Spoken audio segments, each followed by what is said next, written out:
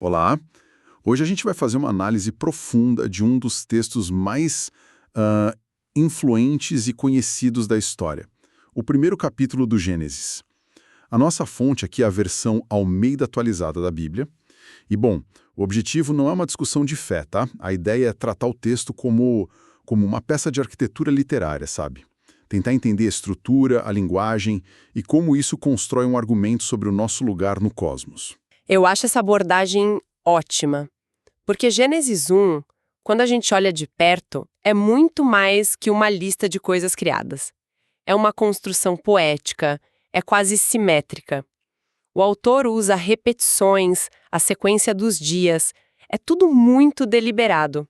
É como você falou, é como desmontar um relógio para ver como as engrenagens funcionam juntas. Exato, desmontar o relógio.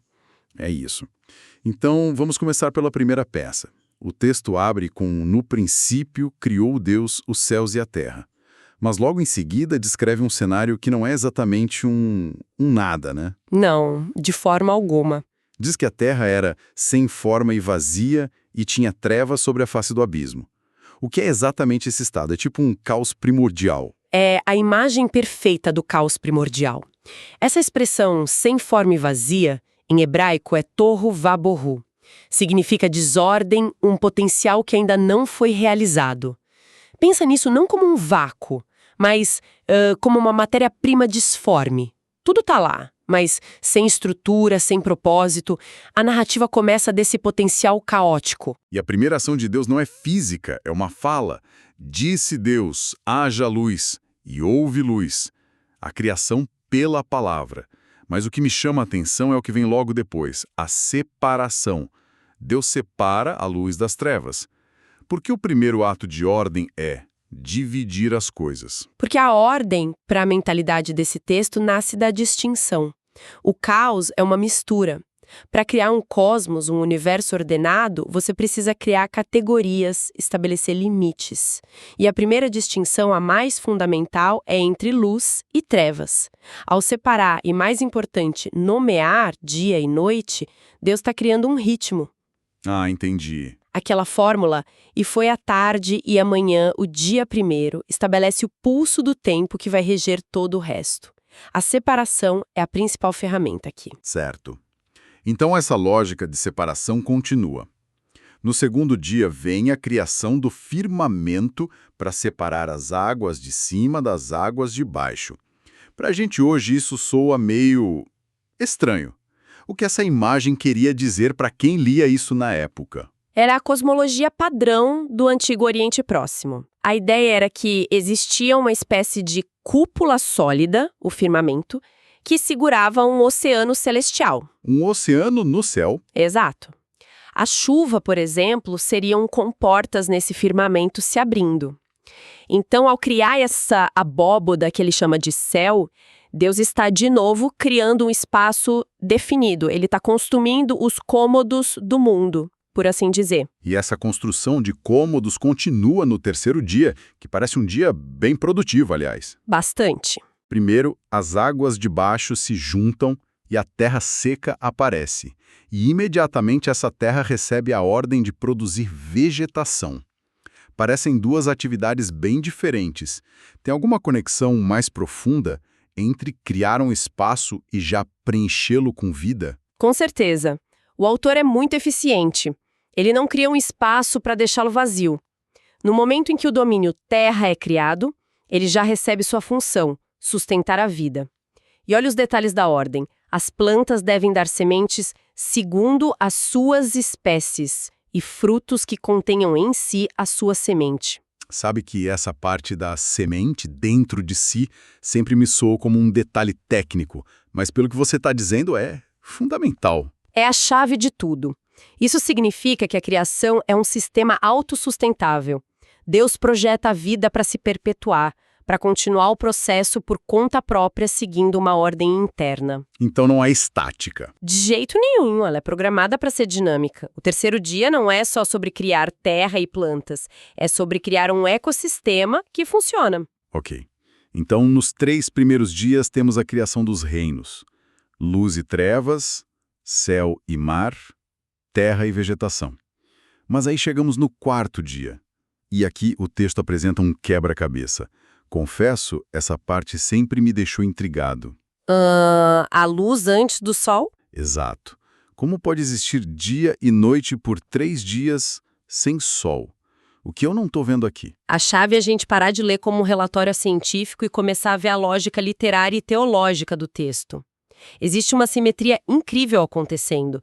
Os 3 primeiros dias criam os reinos. Os 3 dias seguintes, do 4 ao 6, criam os governantes desses reinos. A estrutura paralela. Peraí, como assim? Me explica melhor essa simetria. Pensa comigo. No dia 1, Deus cria a luz. Certo. Certo. No dia 4, o que ele cria? O sol, a lua e as estrelas. E qual a função deles? Para governar o dia e para governar a noite. Eles são os regentes do reino do primeiro dia. Nossa, No dia 2, ele separa as águas e cria os céus. No dia 5, ele cria. os peixes para as águas e as aves para os céus. Exatamente. Os habitantes dos reinos do segundo dia. Uau. Ok, agora faz muito mais sentido. Então, se no dia 3 ele cria a terra seca, no dia 6 ele vai criar... Os animais terrestres e a humanidade para habitarem a terra seca. Essa estrutura paralela é uma das maiores provas do cuidado literário do autor. A preocupação não é a sequência astrofísica, é a ordem funcional. Primeiro os espaços, depois quem os habita e governa. Isso muda tudo. Então a questão da luz antes do sol não é um erro. É uma escolha deliberada para priorizar a função. Perfeito! É como construir uma casa. Primeiro você liga a energia geral do lote. Você tem luz. Só depois você instala as lâmpadas e os interruptores para controlar essa luz. Boa analogia. O princípio da luz veio primeiro. Os corpos celestes que a governam para nós vieram depois. A função deles é ser o grande relógio cósmico de Deus. Fantástico. E essa lógica de povoar os reinos segue no quinto dia. As águas e os céus, do segundo dia, agora são preenchidos. O texto fala em cardumes de seres vivens e menciona até os monstros marinhos, o que dá uma dimensão bem épica, né? Sim, a palavra hebraica é taninim. Em outras culturas da região, essa palavra podia ter conotações de monstros do caos. Ao incluí-los aqui, como parte da criação ordenada, o autor está dizendo: até as criaturas mais temíveis estão sob o controle do Criador. Não há poder concorrente. E é aqui que tem outra novidade na narrativa. Pela primeira vez, Deus abençoa. Ele fala com os animais: frutificai e multiplicai-vos. O que essa primeira bênção significa? Significa que a criação se tornou uma interlocutora. Até aqui, Deus falava para o ambiente: haja luz. Agora, ele fala com os seres vivos. A bênção é essa capacidade, dada por Deus, de serem férteis e de participarem no preenchimento do mundo. Reforça a ideia de uma criação dinâmica. O que nos leva ao sexto dia, o grande clímax. Agora é a vez de povoar a terra seca. Começa com os animais, domésticos, répteis e animais selvagens. A mesma fórmula, segundo as suas espécies. Mas então, a linguagem muda completamente. Muda de uma forma muito dramática. Para tudo antes, o comando era direto: haja, produza. Agora tem uma pausa, uma deliberação divina. O texto diz: e disse Deus, façamos o homem à nossa imagem, conforme a nossa semelhança. Esse plural, façamos, é único no capítulo inteiro. Sim, eu sempre me perguntei sobre esse nós. É Deus falando com anjos? É um plural de majestade? O que essa mudança de tom sinaliza? Independentemente da interpretação teológica exata, o efeito literário é claro. Ele desacelera a narrativa e aponta para um ato criativo de uma ordem diferente. Não é um comando impessoal, é uma resolução pessoal. E o resultado é uma criatura à imagem e semelhança de Deus. Isso coloca a humanidade numa categoria à parte. E o que significa ser a imagem de Deus no contexto do capítulo? Qual a função que essa imagem implica? O próprio texto responde. Logo depois de criar o ser humano, Deus lhes dá uma tarefa. Domine ele sobre os peixes do mar, sobre as aves do céu e sobre toda a terra. A imagem de Deus aqui está ligada à função. Assim como Deus governa o cosmos, a humanidade é designada para ser sua representante na Terra, para administrar a criação. Um papel de responsabilidade, então. Muita responsabilidade. E eles também recebem a bênção de se multiplicar, mas com um acréscimo. Enchei a terra e sujeitai-a. A palavra sujeitar pode soar um pouco forte hoje. Sim, mas no contexto não é sobre exploração tirânica. É sobre governar, ordenar, cultivar, gerenciar os recursos da terra para que ela floresça. E tem um detalhe final fascinante sobre esse mundo: a dieta. Deus estabelece que tanto humanos quanto animais comerão só plantas. Então, no projeto original, a criação é toda vegetariana? Não existe predador e presa? Exatamente. Nesse retrato do mundo ideal, não há violência, nem derramamento de sangue. É um estado de paz perfeita entre todas as criaturas. E isso deve ser crucial para entender a avaliação final, né?